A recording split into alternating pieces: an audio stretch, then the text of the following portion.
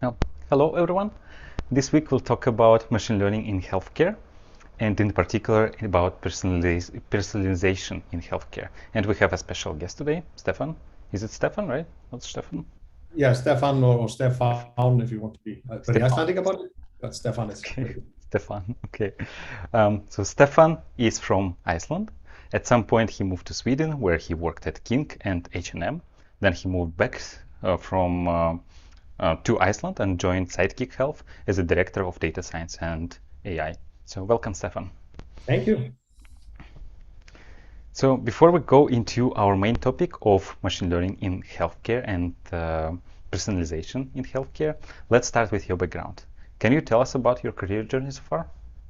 Yes, absolutely. But I think I better be sort of shorten it a little bit. I think I had my first job at the age of 12 in the last century. So I'll just do very short snapshots of the early career and then focus on the more relevant stuff. So I started working as a developer rather young, like 18, in a part-time job in high school. Then that was in 96. In 99, I was able to build my first, or was given the task of building my first data pipeline for the notorious Y2K problem. That was very interesting. And much of my sort of early developing work was around building programs that could control the graphics in TV programs like live sports shows and election programs and things like that. So I still today think I've written most of my lines in a programming language called Delphi that nobody uses anymore. I use that. That was my first language. Oh, really? So Yeah, very nice language. yeah, it's a nice one. Excellent. Nobody cares about it anymore, but it was a nice one. I think C# took over at some point. In 2006 and 7, I had a great experience where I was building an enterprise data warehouse from scratch with a great team at the largest telecom company in Iceland, and that experience has sort of helped me a lot in my current and recent jobs. But if I fast forward over these snapshots and sort of start being more current, I think I'll start in 2015, where I took a very good decision, but a difficult one. I left a very nice and cozy job as a director of analytics and modeling in one of the three major banks in Iceland, and moved with my family to Stockholm, where I joined King, the makers of Candy Crush. And that was a great experience. Most of the time there I spent building the AI team there and the AI research sort of part of that team also, where we did a lot of collaboration with universities, and I supervised quite a few master students, and we were building some nice products. Some failed, some were successful. So maybe we discuss that a little bit later. In 2019, I decided to move over to H&M, still in Stockholm. They were in the very early phase of building up a machine learning team. And as you can imagine, one of the biggest retailers in the world with awesome data in sort of few images, text recognition, and all of these things come together. So I learned a lot there, and we were focusing a lot on, okay, what's the best team structure? How do we build? What's the best practices in solving all of these problems? So that was the early part of that job. And when we got more people in, I moved more into a similar part as I had been doing at King before. So this research collaboration with universities, master students, sort of trying to be the translator between the state of the art in academia, that we're only focusing on the latest methods, and then the business people that are only focusing on money and don't care about the methods. So you're trying to sort of merge these two and then be in between there to sort of create some value out of that collaboration. Late 2020, I was offered this position at Sidekick Health, a startup / scale-up living with the main office in Iceland, but we have offices both in Berlin and Boston and Stockholm. But the job there was basically to build up the data science and AI team in the company, and sort of to contribute to making this what I hope it will become, a fantastic data-driven company with world-class machine learning solutions and digital therapeutics solutions. So that's something I had to basically jump on, and started there in early 2021. So this is a completely off topic, but I can't help but ask you, how Icelandic and Swedish are different? Are they very different languages, or they're similar? Well, I sometimes explain this as sort of 1,000 years ago, it was the same language. And then Sweden and Denmark and Norway decided to evolve, but we did not. So we can still read the Icelandic sagas from 1200 something. Yeah, I think that's the main difference. So we still have more inflections, more sort of nuances that usually evolve out of languages. True Vikings, right? I don't know about that. Okay, so like coming back to our main topic of machine learning in healthcare. Usually when I hear machine learning in healthcare, I think about, well, in general in healthcare, usually I think about clinical trials. But when in particular people talk about machine learning, then I imagine all these X-ray images or some images, and then people would run deep learning on top of these images. So this is mostly about processing medical images. Exactly. Is this correct, or there are more applications of machine learning in healthcare? There are, of course, myself, this is what comes first to mind. I mean, a typical sort of vision you have is there's an X-ray of some broken arm or whatnot, and then you have a deep learning image recognition to tell you, okay, this is wrong, do this. I mean, that is a use case, of course. But there are many more, and to name a few, I mean, disease diagnosis where you maybe have symptoms and measurements, but it's not obvious, okay, what disease is this? So trying to automatically distinguish or sort of recognize that. There's a lot of work in, of course, through the pharmacy companies and things related to that, drug discovery. Okay, what kind of drugs can you have? Are they related? Can they be tailored to your gene settings or something like that? I think we've all probably heard about DeepMind and the AlphaFold, where they are trying to predict the folding of proteins, which can be turn out to be a very big sort of game changer in this, sort of to understand the biology behind all of this. And then you can move into more sort of personalized medicine, where you get different drugs and slightly different treatments, for example, for your cancer treatment based on your background and medical history and things like that. And there are probably many more that I'm not mentioning, but just to name a few. Do you know anything about this AlphaFold? I heard that it exists, but my knowledge of biology is so non-existent that I couldn't appreciate well, I heard that there was a breakthrough in biology because of deep learning, but I don't know anything about the biology to really appreciate this breakthrough. I'm a little bit ashamed to say that today. When I was younger, I thought that biology was a little bit inferior. We didn't have enough numbers. So I'm probably the same. I'm sort of not very good with biology, but I read the paper on AlphaFold from DeepMind, and it seems very interesting. But I'm on the same page as you are. I'm not an expert on this at all. So did you understand a lot in that paper, or your lack of knowledge in biology?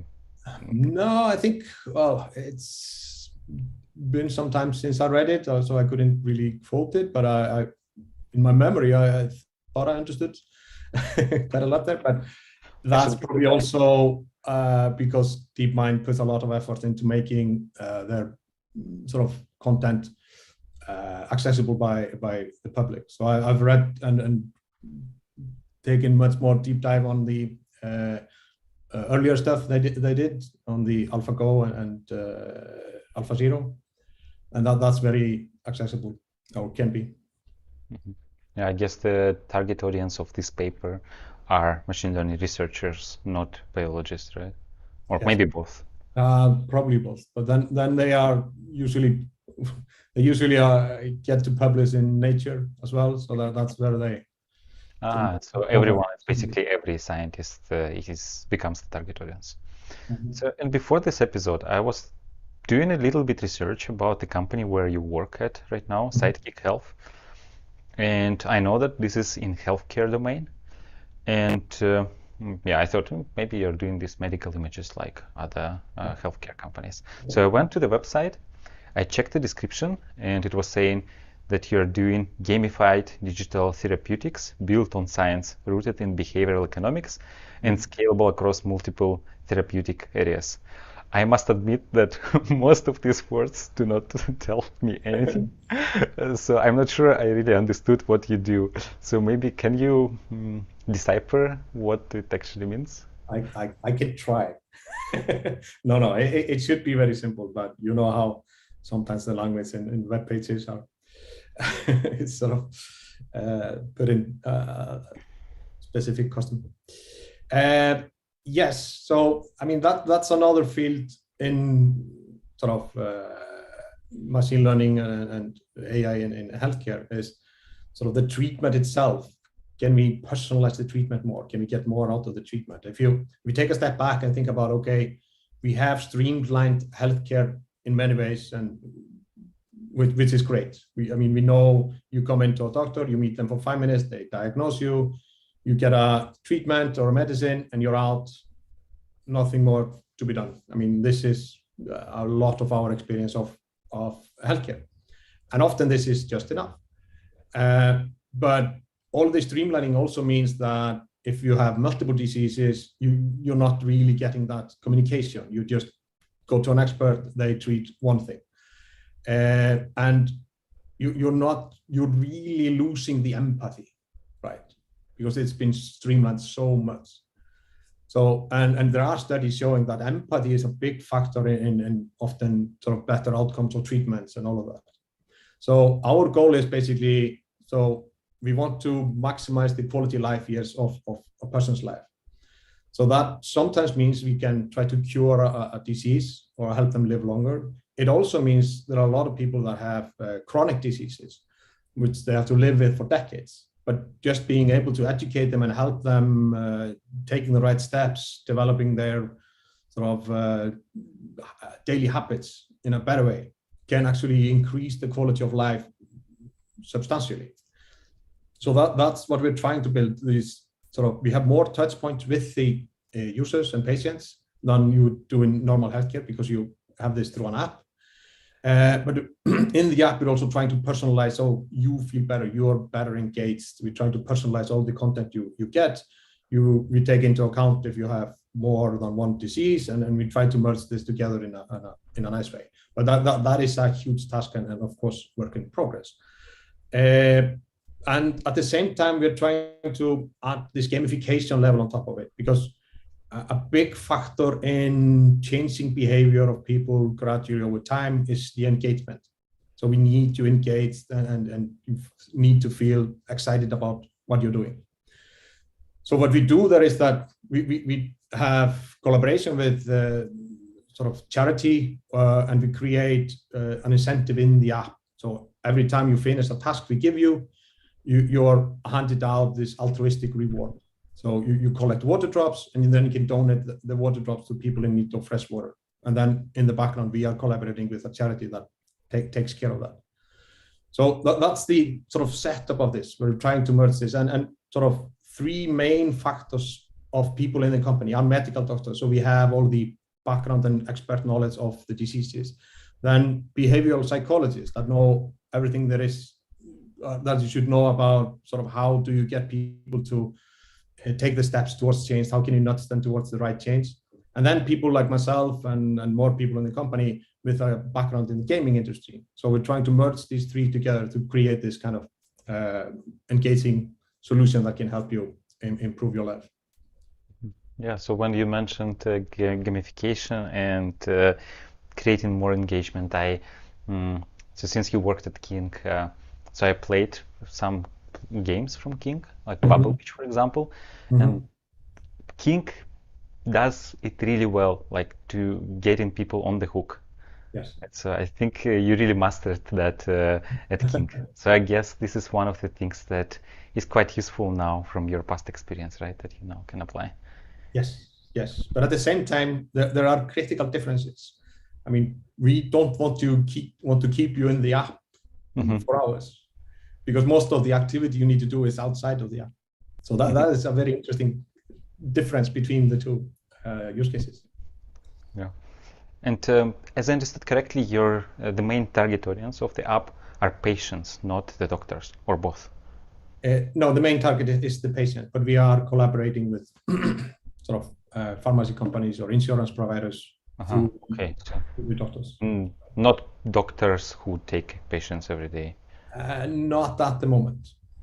Okay. Yeah, because I imagine that they don't really care much about gamification. They just have so many patients to deal with, so they just probably don't have time. Yes. So if I understood correctly, what you do is, let's say a person has some disease, some chronic disease, and they need to enter these details, right, in the app, and then the app would tell you, okay, you need to, I don't know, drink more water, drink less coffee, exercise more. This is what my doctor tells me every time. Yes, but this is a little bit more than that. But you are today you are given a specific PIN code that you can go in, and that you enter the right program right away. But a big part of I mean, typical diabetes patient, for example, a big proportion of people dealing with diabetes are dealing with problems that come from lack of health literacy. So just having very accessible content on, okay, you have this disease because of this, you can control it with this, just having that in a very clear way, because speaking to a doctor, that can be difficult. As I said, they have 5 minutes, they speak doctor language, and are often very proud of that language. So you don't understand half of what they say. So that's the first step, just to get closer to the people, so they feel, okay, there is empathy here. You really care about me. You can speak to me. And so educate people about, okay, maybe your diet isn't the best. This is your disease. You need to think about the diet and how you rest and how you exercise. But that's just the starting part. And then you need to create a program where you sort of step by step with the behavioral psychology, you nudge people towards creating habits. I mean, that's the non-trivial task to do. I mean, you know how often you start something, you have great hopes, and then you maybe fail. So every January. Every January, exactly. And then, like, maybe first week, I'm so adamant about doing exercises, and then it's winter, I don't really want to run.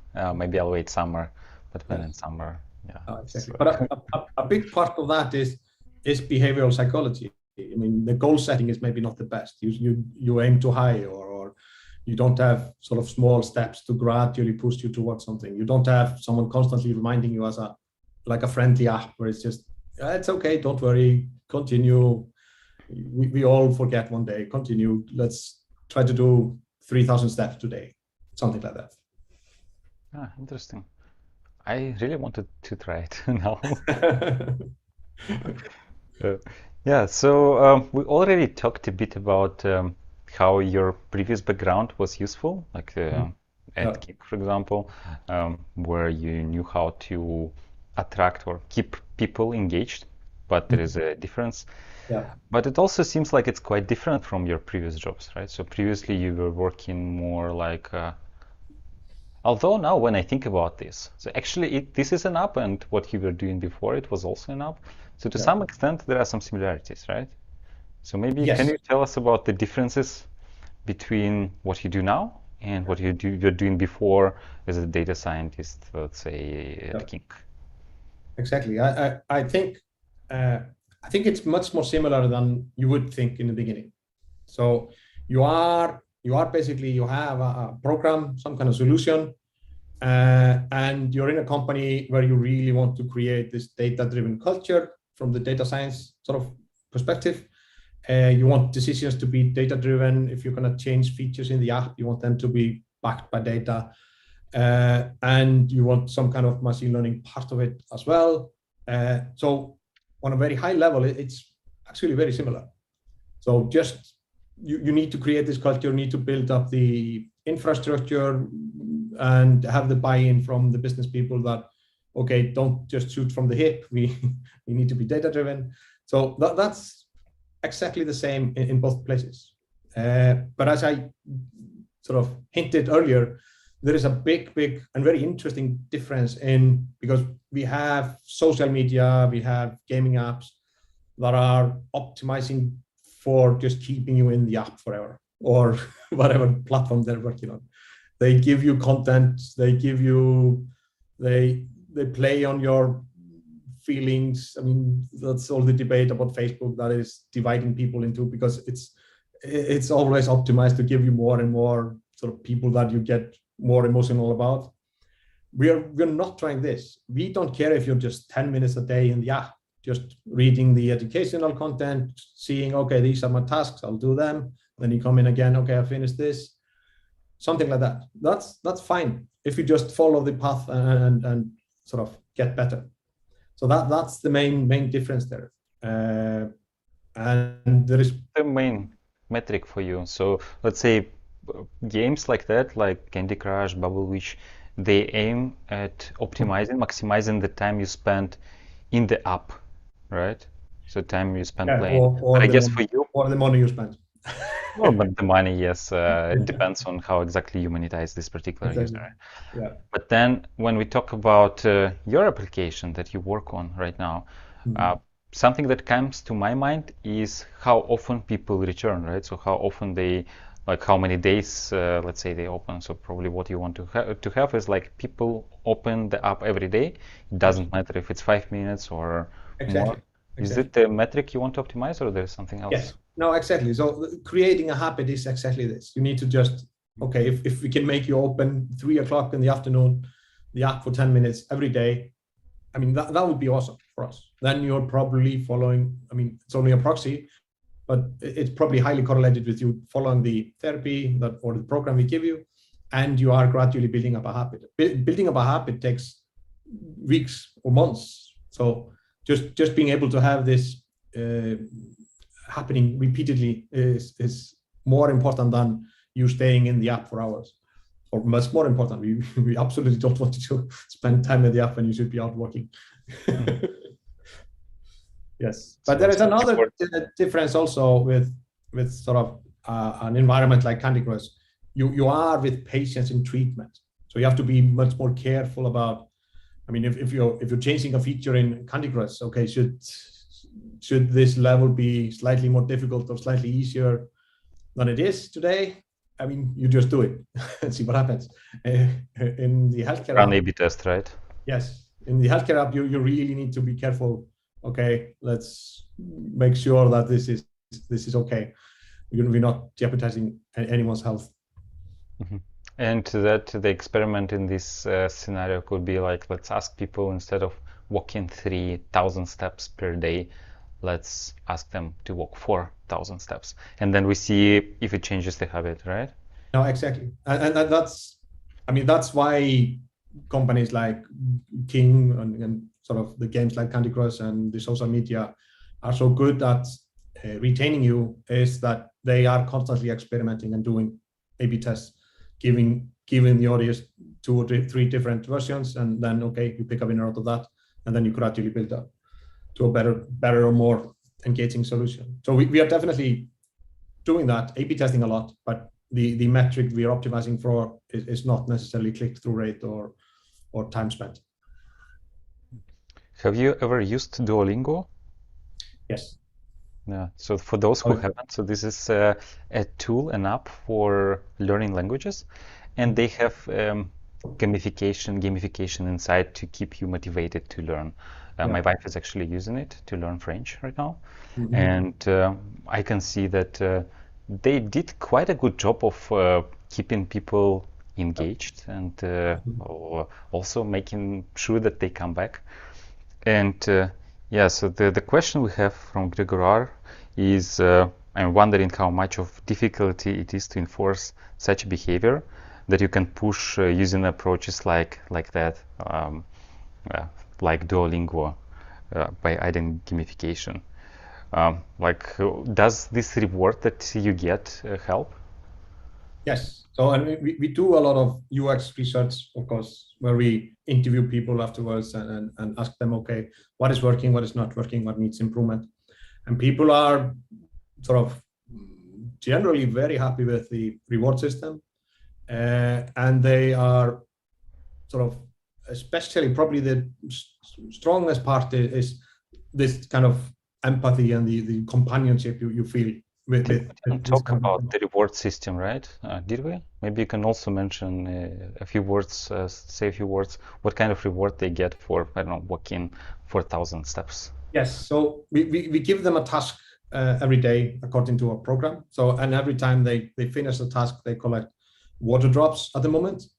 Right, we did talk about that can be extended, and we're looking into sort of, okay, maybe we want to offer them through different kind of charity collaboration, a different kind of reward. So it's closer to your heart. I mean, planting trees in the Amazon or something else. So it's more engaging. You're more enthusiastic about, okay, I really want to do this donation. Yeah, because in Duolingo, the reward system that they have is just made out of thin air, right? Yes. Like it's basically you have a leaderboard and you compete against people you don't know, yes. And somehow it works, right? And then all this. It works. You see in many games where you have these vanity items that people really respond to that. We just thought that for this kind of app that we are building, you need a little bit more. Okay, maybe can you tell what kind of problems does your team solve? Like maybe you can also mention a few last projects that you worked on. Yes, so we have been putting a lot of effort into just building the foundation. I mean, I started a little over a year ago, and then we were sort of a much smaller company and two data scientists, and there was nothing in place basically.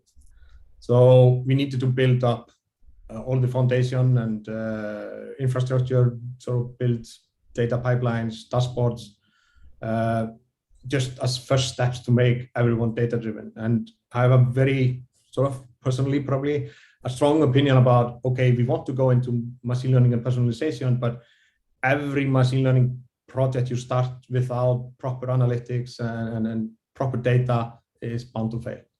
And sort of, so that's why we have been putting a lot of effort into the foundation and building up A/B testing capabilities and things like that. But that said, we have done a lot of that. So we are able to start and have started working on what we think are pretty exciting projects. I mean, the personalization is going to be a key part in this. So we have some simple logic today, but we want to make that sort of much more advanced. So the treatment personalization, the task we give you, the sort of the modules you get at each given point in time is the correct one, the one you need at the moment. I mean, people are very different. With a chronic disease, you might 1 week be quite depressed, and then we need to sort of slow down. Okay, let's not put too demanding tasks on you. Let's give you content where you can do more mindfulness and things like that. So we need to be very adapted to this. And then just all the tasks you're given, okay, we know that people that are similar to you, they like this kind of tasks. We have coaches. May I interrupt you? Sorry, I'm really curious about this slowing down. Do you have a model that says, okay, this user seems like not in a good mood? So you have a model that detects that, and then based on that you... At the moment, we have rather frequent questionnaires, so you can self-assess how you are. Yeah, like if you can solve something without machine learning, it's better, right? Just ask the user. Yeah, I mean, you should start there. But so I think that should always be the approach. I mean, start with something simple, and then you have data, then you have everything in place to automate it. Don't try to automate out of thin air. Don't think that works. Yeah. But we also have we see the activity in the app, is it dropping? And we have started and want to go much more into that direction, where we have your wearables, where you can sort of measure your heart rate variability or your sort of the number of steps. We already have that, of course, but more and more of this. Okay. Yeah, I see that. So usually when I think of healthcare industry, I might be wrong. Don't judge me. I never worked in healthcare. But usually when I think about this, it's regulated, it's quite slow, there is a lot of legacy software, a lot of outdated software. But what you described me is pretty much different from that, right? So you realize the importance about having proper analytics, data pipelines, having all these A/B tests. Yeah. Is it because you're you started as a scale up, so it's recently it's a rather fresh company, right? So you now realize of the importance of being data driven and all that, right? No, I think, I mean, usually innovation is at its best when you have experts from different fields coming together, and it's somehow the space between them that makes all the magic.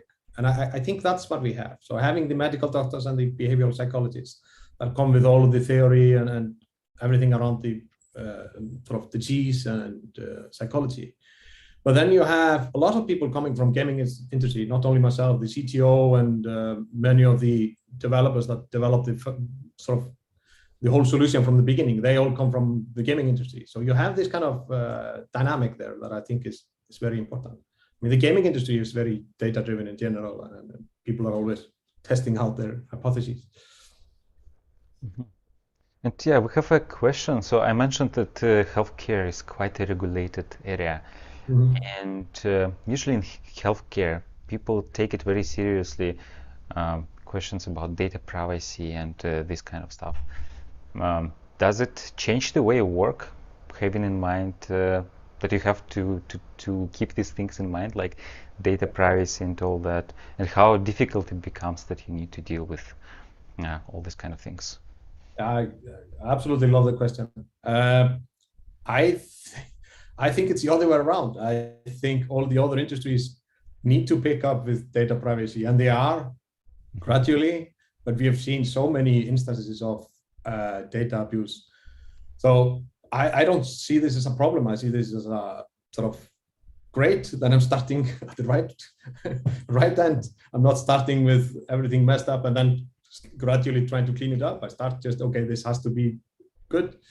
So I think that's just where we are moving with every solution. I mean, Apple has, for example, completely changed their policy. So you now the default settings are usually opt-in instead of opt-out. And I mean, there's a huge change happening in this. You basically need to do a lot of prior work to prepare for that, and then once you have a framework in place that can take care of all these data privacy issues, then you can move as fast as in, let's say, a traditional company, IT company. So we just make sure that we are using the best possible solutions, and we make sure that, okay, first there is a personally identifiable data, and that's very sort of locked away. But then we just depersonalize all the data, and then the data scientists and data analysts come in, and they can do all of the same work as before. They just never see the personalized data.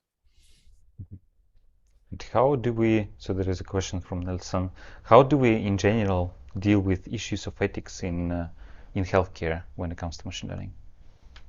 Sorry, can you repeat? I didn't. Yeah, the question is, how do we deal with issues of ethics in machine learning in healthcare? Like, I guess you mentioned one of these things is making sure that, following the Apple suggestion is opt-in instead of opt-out, right?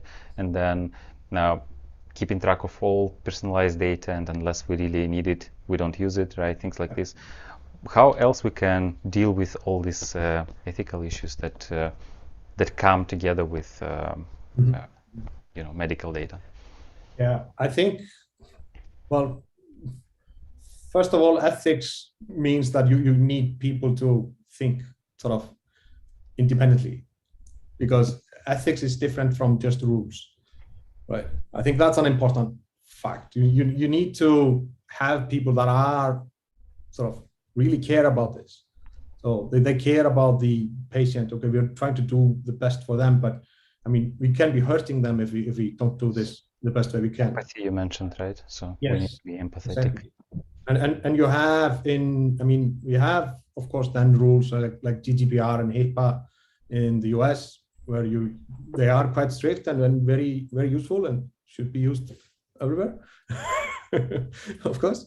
But I think you also always need this kind of independent thinking, because you're always gonna end up on a crossroad. Okay, am I crossing a gray line here or not, where the rules are not catching up with you? I mean, they always come afterwards. So I think that's needed as well. Okay. Yeah, so I wanted to go back to what we were talking about, and then so you said that the app, based on the customer profile, patient profile, makes different recommendations and then personalized recommendations based on that. Maybe can you tell us a bit more about that? Like, how does this personalization work? Yes, so again, this is of course work in progress, but I think it's quite interesting. I mean, think about Spotify and Netflix. There you have recommended systems are always giving you more and more content similar to what you liked before. You have this collaborative filtering where you are sort of, through some nice technique, matrix factorization or something more advanced, you're sort of, how people similar to you, how they watch content that you haven't seen before. But I think what we are trying to do, I sometimes explain this internally as sort of, imagine Spotify, where you come in and you have a heavy metal profile. You listen to rock music, but Spotify has an agenda. They want you to listen to country music. So they're trying to nudge you towards that. So first, they give you occasional Johnny Cash songs, but after 2 months, you're just listening to Dolly Parton. So that's kind of the recommended system we are trying to build. We're trying to move you gradually towards better behavior, and maybe it's not as difficult as making you listen to Dolly Parton, but it's still a very interesting task. It's sort of recommended system with an agenda. Does Spotify actually do that? To make you listen to Dolly Parton? I don't know. Oh, well, when it comes to podcasts, I think they're trying to make me listen to Joe Rogan. They're doing that? Maybe. But that's probably just coming from marketing then. I don't think they have a good person for that. Or I don't know. Maybe they have a hidden agenda there. It's one of their, but this is like Spotify, how to say? Well, this is their podcast, right? So they that's why they advertise it everywhere. Yes. Okay, interesting. And in this case, in your case, country music would be better habits? Yes, kind of. Of course, it's an analogy, so it's not perfect analogy. I just thought it was funny to bring in country. I'm not a big fan though. So country music is good for your health, right? Yeah, okay. Now I see where the analogy is breaking. I'm wondering, so you say you have this collaborative filtering, and in this case, well, we have the rows that are users or columns, whatever. So users are users, right? But what are the items that you're recommending? Are they articles, or are they particular, tasks or things people need to do, or both? Yes. So we are building up a library of content, sort of. I mean, from educational content, sort of videos explaining something, some content cards that you can read, and then to exercises and all of these things. So we are building up this catalog. So we'll eventually have a large list of products basically to offer you. So you are ending up with a typical sort of recommended system from that. But then there is this added flavor in the end. Yeah, because I imagine if you start with recommendations of, I don't know, you need to do 10 push-ups per day or something like this, then for an average person like me, oh, okay, I know it's good for my health, but I'm not going to do that.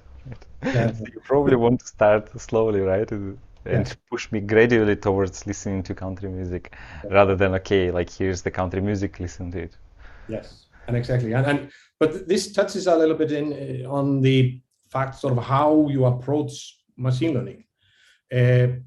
I think sort of just jumping into a complicated collaborative filtering is not the right way. The first step is maybe just set up an A/B test and see how two different versions of a content work. I mean, then you have asked the developers to develop the program in such a way that you can actually show two different contents, and that's a key request. Key thing you need to have. I can't speak English anymore. Sorry.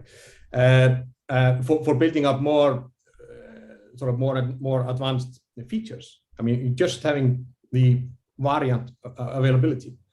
So you need to start very simple, and then even if you have a variant that beats on average everything else, you can start there. Okay, offer that to everyone. But gradually you're building up knowledge and data sets that you can actually train on later. Mm-hmm. So I there think are two people ways. are often jumping ahead of themselves and sort of, okay, I know I have the vision of this awesome model, but I have to sort of hold my horses.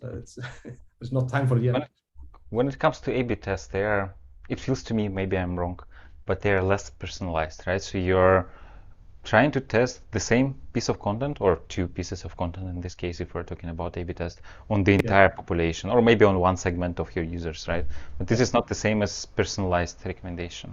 But it is very, very sort of linked, because if you offer everyone an A/B test to begin with, there are so many low-hanging fruits that you're just improving your program easily if you just take the winner of two in every test. But then you gradually reach a point where you see, okay, now I'm increasing this but decreasing this, or this is good for this part of the population but not this one. Okay, now you're starting to think, okay, what's the difference between these groups? And then you maybe see for a mobile game, for example, you see, okay, these are the payers, these are not the payers. Okay, now you can start to personalize. You offer this to the payers and not to the non-payers. And then, okay, this is smart. How about more segments? And you add a few more segments, and now you have 4 or 5 segments. They make sense. But it's starting to get complicated to maintain all of these different versions. So that's where you move into, okay, now I actually have a lot of training data from all of this testing to see, okay, can I just automate the collaborative filtering or just clustering to begin with? Okay, and I'll just look at the 100 nearest neighbors of you. Okay, that's the first approach. Okay, you'll behave similar to them. So I think this is important. So the people sort of gradually take the baby steps. And here the fundamentally important thing is having this platform for experimenting, right? If you don't have this, and if you directly jump into collaborative filtering or I don't know, the latest deep learning model for recommender systems without having that, you're moving in the dark, right? Yeah, exactly. So I think in my mind, the two most important inputs into starting a machine learning is to have strong analytics. You need to be able to analyze what is happening. You need to break down the A/B test and understand the data that you have. And then, of course, you need good data. If either of this is missing, in my experience, this is usually the deciding factor. If you have to have both of them, the machine learning project will go well. If you are ignoring either of them, you will probably fail. And you fail quite late after spending many months, right? Exactly. That's which is even worse than just failing, right? Just Yeah. train a model and finding out that it's not working on your offline data is one thing, but then spending many months trying to build a perfect model only to find out that users actually don't like it. Exactly, and that's what you gain with taking the baby steps. You're always creating value. So you have sort of where you stand today. So you're going from A to B, and you know where you want to be approximately.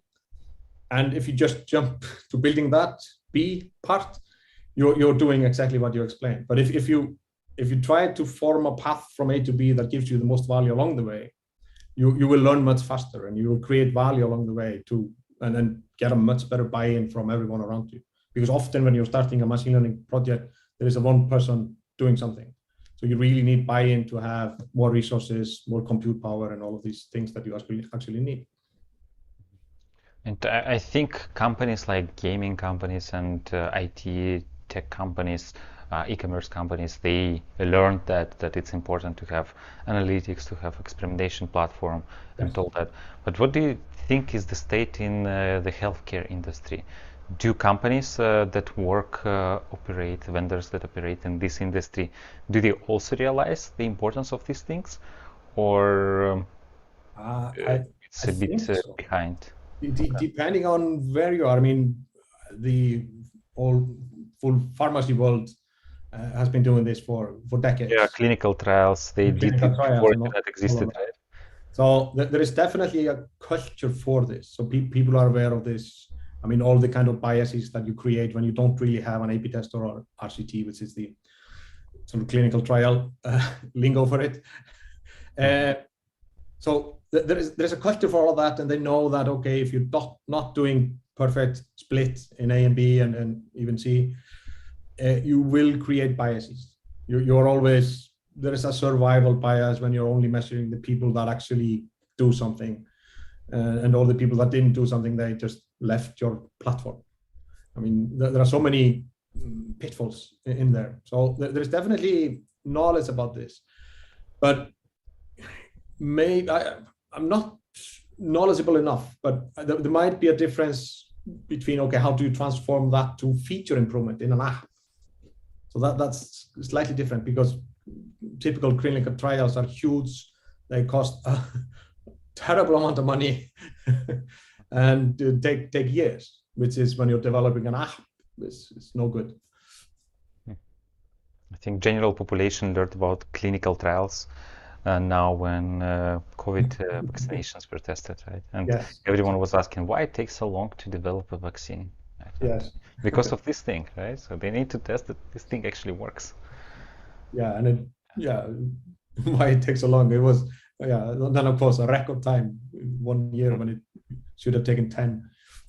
Yeah, usually it takes a lot more, right, to actually run all these tests. Exactly. Well, hopefully they worked.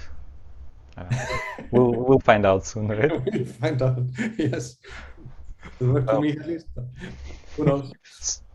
So if I want to work in the healthcare industry as a machine learning engineer or data scientist or data engineer, how much do I need to know about healthcare in general?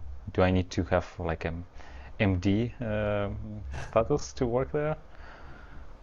I think it differs a lot between what exactly you're doing. Probably in some parts of it, you really need to have domain expert knowledge. But my experience in just data science is it's more important just to have the right approach. So you come to a problem and then okay, this is the kind of approach I need to have. I need to take these, as we talked about earlier, take these baby steps, build up the knowledge, be humble about, okay, maybe my solution is wrong, maybe there's something wrong here and there. And just this way of working is probably more important than the domain knowledge in many cases. But there are definitely some cases where that's probably not enough. In your case, you mentioned that you have medical doctors, or Yes. who are domain experts in your case, then behavioral scientists who are also domain experts, and then the engineers, the data scientists who do who take care of the way of working, as you mentioned, right? Mm-hmm. And then what you do is basically get everyone in the same room, virtual room, I guess, because you're in different countries, and then you figure out, okay, how do we use this knowledge from these people and put this knowledge on the way of working when it comes to data, building these analytical platforms, data pipelines, and so on. Mm-hmm. Was it difficult for you to actually learn this? No, not at all. I mean, all of these people are very data-driven just by nature. The sort of the biggest challenge is maybe to tell a medical doctor, okay, now we're testing a feature in the app. Let's just test it. what? No, wait. When we do medical things, that's taking much more, we're much more careful. But it's all about the risk involved. If you're testing a feature that doesn't have any risk involved, then I think you should take the sort of gaming industry approach. Just test it. I mean, your gut feeling is maybe correct half of the time at best. Just test, ask the users. They will tell you much faster and much more accurately what they like and what they don't like. So, but that was a little bit of a sort of change. Also, when you're building up a culture in a company, you want to build sort of one of our main objectives is to build a data-driven company, and that means you have to be quick enough with the answers. So the business is making a decision now. So, but many data scientists want to sort of, okay, they've studied through university. Okay, I need to be perfect in what I do. And if you are basically killing the objective of being data-driven. You need to be able to act fast, give sort of somewhat accurate numbers, but they're not perfect. So there's a little bit of a contradiction in that. And that's also something that sort of needed a lot of communication around. Sort of, if we want to be data-driven, we need to act fast, we need to iterate. We start with data pipelines that are just spaghetti code, just to get something out, and then you gradually make a proper pipeline out of it in Airflow and everything you need. But if you start with, no, I want to build this in Airflow, there's just radio silence for months for the business. Yeah, right. And you mentioned risk. And as I understood, so for your case, risk is not that high because you're not recommending medicine, right? You're not saying you have to take these pills. It depends. I mean, some parts of the program can be very sensitive. I mean, okay. So there are some risks. Yes. So we have you to cannot recommend eating sweets to people with diabetes, right? No. I mean, an example we often use to remind ourselves of this is, I mean, if you have heart failure problems, it's not good to drink too much water because your lungs cannot process all of that, so you end up with liquid in your lungs. So, but in most other programs, it's good to drink more water. So we could not just create an A/B test. Let's suggest 10 glasses of water. Let's see what happens. Okay. So we always need to have this discussion with the medical doctors to see, okay, we want to test this. Does it make sense? Is it safe? And when it's safe, we can be sort of very agile about it. When it's not safe, we need to be much more careful. Yeah, makes sense. Makes total sense. But you don't recommend medicine, right? So you only take, it's more like about lifestyle rather than taking these concrete pills. And well, we are collaborating with pharmacy companies, but then there is a specific medicine that they have been prescribed from a doctor before. Yeah, so you still need to go to a doctor and then say, okay, this app recommended me to take a pill. Yes, we cannot prescribe. Give me a prescription. Yeah. Sometimes it's annoying. I know I need to have this medicine, but I first need to go to a doctor, and the doctor kind of confirms it by giving me a prescription. That's a legal process also. Yeah, but it's better this way rather than I just go to the pharmacy by doing self-diagnosis, right, and then buy I don't know, something that can cause more harm. Yeah. So I've heard you're hiring, right? Can you tell us more about that? Yes, we've been growing very rapidly. When I started, we were maybe 30 something, or a year ago. I think we're 130, 40 today, and we'll probably be 250 by the end of the year. So, and we are rapidly growing the data science and AI team. We are about 10 at the moment. I think we'll double in size until the end of the year. And that's counting everyone, all the data engineers, all the machine learning engineers, data analysts, data scientists, everyone included there. So yes, we are looking for good people. And we know that, I mean, this is a domain where it's a fierce competition. So we are fully aware of that we need to build a world-class solution. There is no middle ground. Either you're a top-class app or you're dead. There's nothing in between. So we need to hire great people for that. So you're hiring in Germany, in Sweden, and in Iceland, right? Yes, that's the focus now. So as I said, we have offices in these countries, but also in Boston. But we're focusing our efforts in mostly Berlin and Stockholm, but also Reykjavik. But there are just, as you might know, there are fewer people in Iceland than most other countries. You're the first guest we had from Iceland. Yeah, I'm not Not surprised. that many people. I don't think I know anyone apart from you. No, okay. I noticed that we have a question from Slido. So the question is, I don't know if you know about this. What are your thoughts on brain-computer interfaces like Neuralink? Do you know anything about this? No, I don't know enough to say anything intelligent about that, I'm afraid. Sorry about that. Do you think AI could be used to treat or cure psychiatric disorders like bipolar disorders? That's a very interesting question. Of course, I'm not sure, but it could probably help at least. I mean, a disease like bipolar disease is, I mean, you're affected a lot by just, okay, now there's more brightness, now there's more darkness, so you get more swings than so if you can predict that, know about that in advance, and try to, if you for example could monitor the heart rate variability or something like that, that is okay. This is usually an indication that you're going too high. It's been raising or increasing over the past week. Yeah, it could definitely help, but cure that's a different thing probably. More like learning how to, like you said, with chronic diseases. It's more about learning, educating people how to lead a better life with these diseases, right? Rather than Yes, exactly. completely. And this is what you do, right? So you educate people how to form habits such that they can lead a better life. Okay, I think on that note we can wrap up. Maybe is there anything you want to mention before we finish?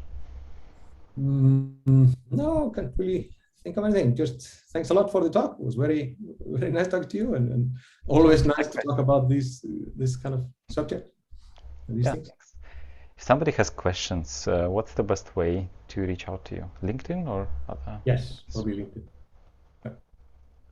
Okay, then that's all from me. So thanks again for joining us today, for sharing your expertise with us, and thanks everyone for joining us as well. Thanks for asking questions, and have a great weekend. Yep, likewise. Thanks. Bye-bye. Goodbye.